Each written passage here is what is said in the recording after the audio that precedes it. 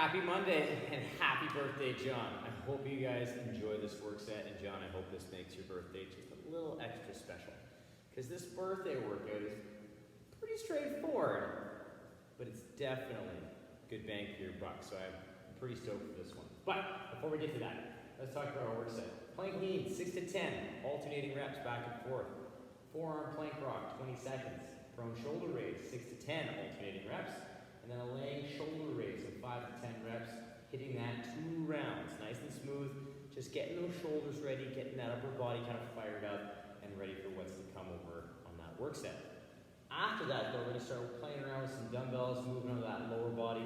Dumbbell deadlift for 3 to 5 aside. I prefer you to do this single arm between the knees, sumo style, because we are working on a kettlebell swing in this work set, so that'll help prime up that body position, squaring up the torso, just kind of take care of all those little pieces all in one.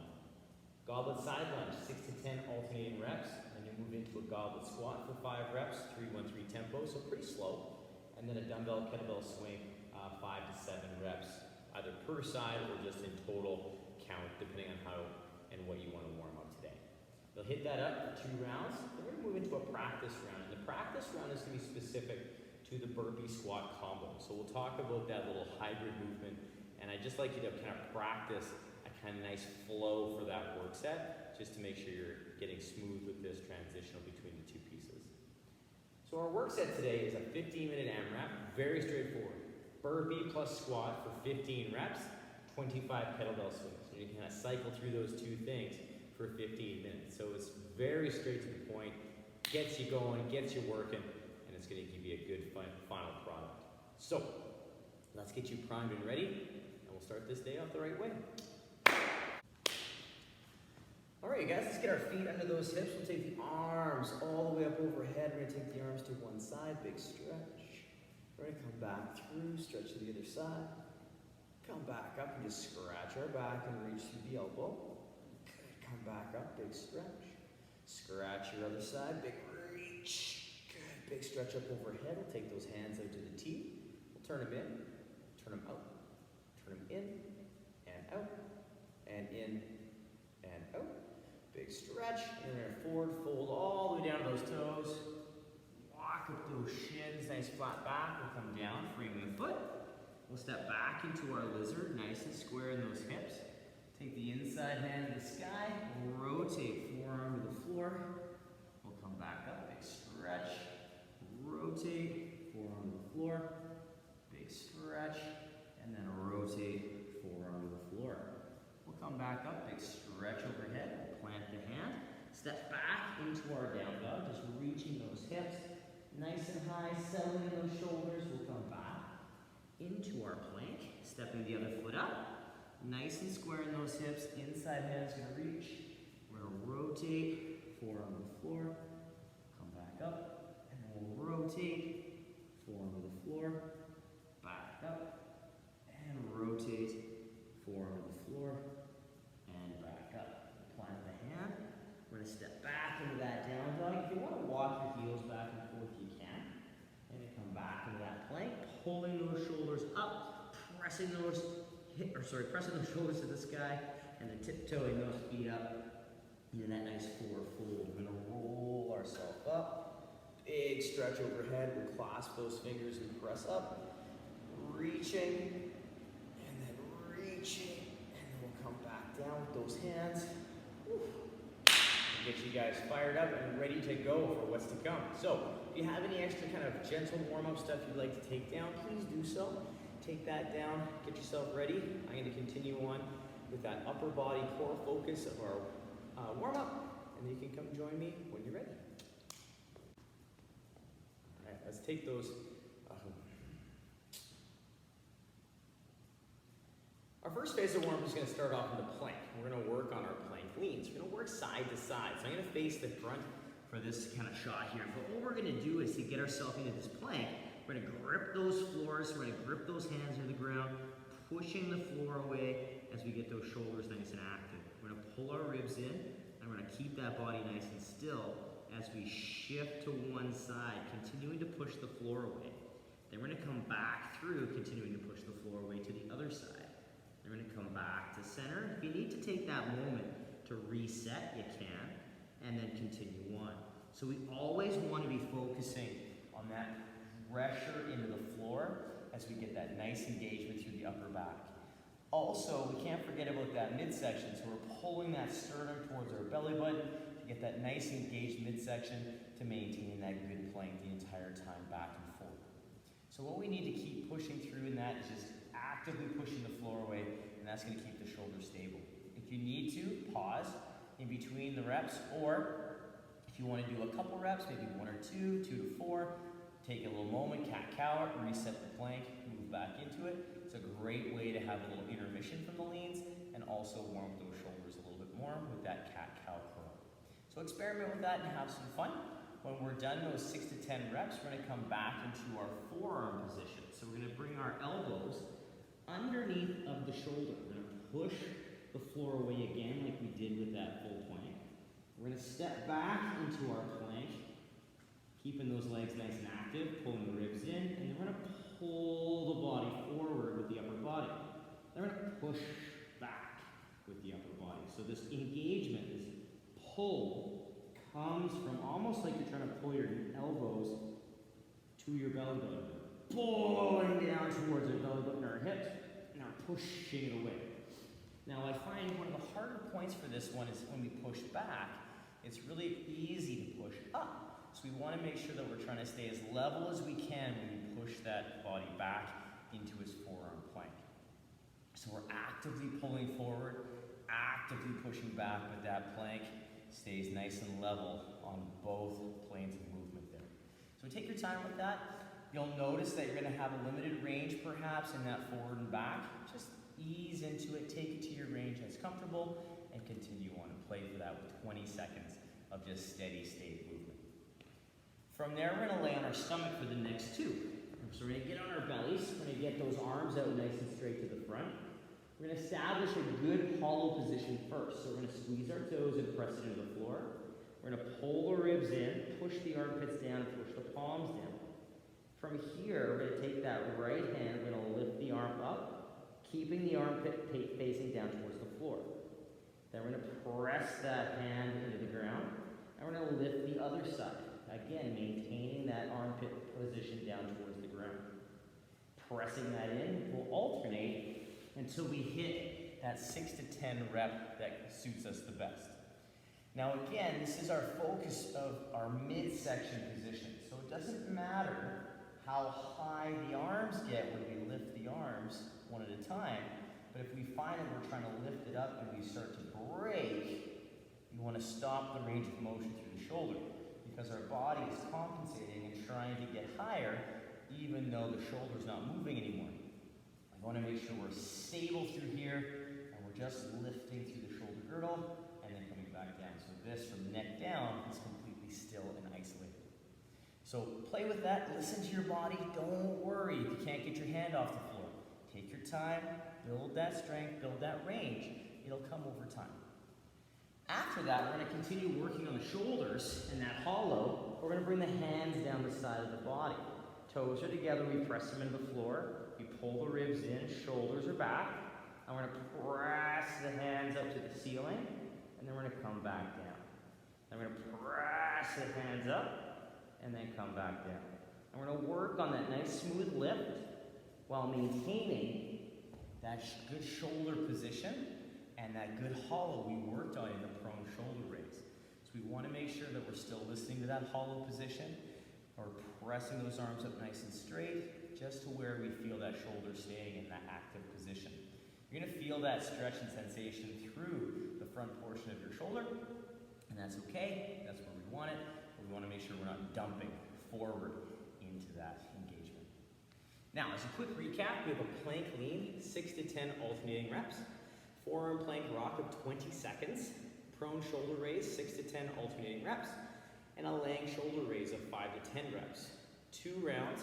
Taking that down is going to give you a lot of good heat in the chest and the shoulder, some good core engagement as well, so we can move into that dumbbell phase of work, ready for action. So pause the video, take that down, come back and join me. We're going to start playing around with the dumbbell, getting you ready for those swings. Okay, our next phase is going to kickstart off with the dumbbell. We're going to work on a sumo deadlift with the dumbbell. So I'm going to stand right over top of this dumbbell. I should say kettlebell too. If you have a kettlebell, we can work on this, but we are going to work on single arm work today. So what we're going to work on is standing over top of the dumbbell or kettlebell so it cuts our foot in half. I engage through the ribs and glutes. I'm going to pull the hips back until my hand reaches my knee. And then I'm going to lower my hips and shoulders together until I feel the dumbbell. From there, my weight is through my midfoot, my knees are tracking my toes, and I'm looking straight ahead. I'm going to push through those legs and open up those hips and knees and stand nice and tall. Continuing back down with the next rep, I'm going to do that same flow, setting up that good tall body and pushing through those legs. So it's not necessary to touch the dumbbell to the floor. If you're using a kettlebell, it'll probably touch the floor because it hangs a little lower. But we want to make sure we're focusing on that back position the entire time. So that is our primary focus throughout this entire movement. Maintaining that good hinge as we flow through that deadlift. After we're done the 3 to 5 per side, we're going to get set up in that wide stance. Toes slightly turned out. Wide enough, yes, that we can hit that side lunge, but not so wide that we can't stand up and be tall and open through the hips. So we're going to get ourselves set up nice and tall. Dumbbell under the chin. I'm going to draw my hip towards my heel. So I am taking it back a bit, but not enough to make my body hinge. And then I push through that leg and stand tall. Then I draw my hip to heel, thinking squat, keeping that body upright, push through that leg and stand tall. So we want to make sure that as we do these, we're thinking about our squat mechanics. Even though we're doing a single leg lunge towards that leg, we want to think squat mechanics. Hip to heel, upright torso as tall as we can. If we feel our body starting to tip like a good morning, then we stop our range, come back up, and then explore my end range on my next couple reps. So if it starts to open, explore it. If not, that's okay. Just take it to where you can. Maintain those key points of position. From there, we're going to bring that dumbbell back up under, but we're going to bring our feet under our hips to shoulders into our regular squat stance. So we're going to get ourselves set up in that nice squat stance. We're going to work on bringing those hips to the heels, the knee tracks the toe, and my feet stay flat in that nice squat stance. So we want to really focus on that balanced weight between the midfoot, keeping that big toe on the floor, and that nice tall squat posture. We're going to work that goblet squat because in our work set, we're rocking an air squat. This is a great way to build that posture necessary for some really solid air squats. Now last but not least, our legs, our core should be primed up. We're going to work on our dumbbell or kettlebell swing. Now with the kettlebell, you'll hold the handle straight up, 2 hands. If you're using a dumbbell, we have 3 options for yourself. We can hold by the bell, we can hold by the handle, or we can do a single. All right? Regardless of the style of swing, you will always have the same body mechanics. So I'm going to turn to the side. My feet are going to be roughly about a squat stance, enough so that I don't bang myself with the dumbbell or kettlebell, but it gives me enough space to get that good hinge. So I get nice and set. I take those hips back like I was in a deadlift. Keeping my hand above my knee, I take it back, stand up, and then I absorb, stand up, absorb, stand up, absorb, stand up, and I'm working on that nice hinge. So I break up the hip and knee, and then I drive with my legs and my hip to get the dumbbell moving. So regardless of how I hold the dumbbell, my body position is the same. And it's very similar to as if I was going to do one of those vertical power jumps or a box jump. I break the hip into that power position, and then I drop, except I'm not leaving the floor. So it's all in the legs and the hips. That's what drives that dumbbell or kettlebell into the air. And we're just moving with that implement as we absorb and give that energy back. So the 2 things we can control, those legs and hips driving into the ground, and our body posture as we hit that hinge in that good position so we're not rounding, but that nice solid position and stand. All right? So keeping that in mind, we want to focus on the key points that we can control, but allow ourselves to move smoothly and fluently with the kettlebell or dumbbell. As a quick recap, we have a dumbbell deadlift for 3 to 5 a side, goblet side lunge, 6 to 10 alternating reps, goblet squat, 5 reps at a 3-1-3 tempo, dumbbell / kettlebell swing, 5 to 7 reps, any style you'd like, or practice with one, perhaps see how it is, use it or not in the work set. So see how it is and go from there. Take that down 2 rounds, pause the video, rock it, come back to me, and we're gonna talk about our burpee squat combo. We've made it to the practice round and the work set today. Here we go. We have a 15-minute AMRAP, and it's gonna cycle through a few times. So you're gonna get some reps in this. You're gonna do a burpee plus air squat for 15 reps into a kettlebell swing of 25 reps. Now the burpee plus squat is getting really good bang for your buck, and you're gonna join 2 movements we do often into one kind of flow. So we have 2 variations. We have a burpee and a squat thrust, and then we have that good air squat. So I'm gonna show you that flow that we're gonna use today with both the burpee and the squat thrust. So the first variation we do in this combo is we do a full burpee. We bring the hands down, we jump back, we stand up, we stand, we don't jump to full extension, and then I'm gonna take myself down into my squat, stand tall. That'd be 1 rep. Or I can do the stepping option, into that squat stance, stand tall, squat, that would be considered a full rep.